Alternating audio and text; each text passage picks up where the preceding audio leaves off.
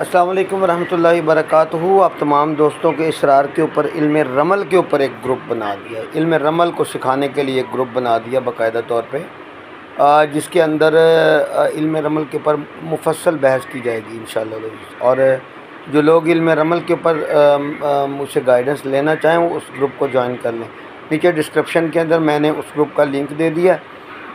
तो जो लोग इल्म रमल को मतलब है कि सीखना चाहते हैं, बहुत सारे लोग कहते हैं कि इल्म रमल सिखाएं।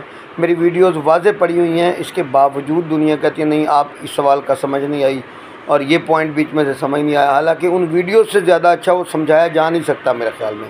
तो बाकायदा इल्म रमल को सिखाने के लिए एक ग्रुप स्टार्ट किया है और हमारी हर तरह की चीज़ों की तरह से वो भी एक फ्री ग्रुप है, व्हाट्सएप का ग्रुप है। उसका लिंक मैं इस वीडियो की डिस्क्रिप्शन के अंदर दे देता हूँ।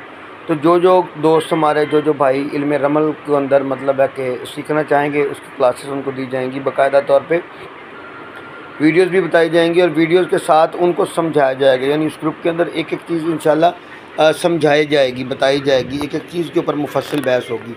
मेरा अल्लाह हम सबका हामी नासर है। अल्लाह हमें एक दूसरे की भलाई के लिए काम करने की तौफ़ीक़ अता फ़रमाए। व आखिर दावाना अल्हम्दुलिल्लाहि रब्बिल आलमीन।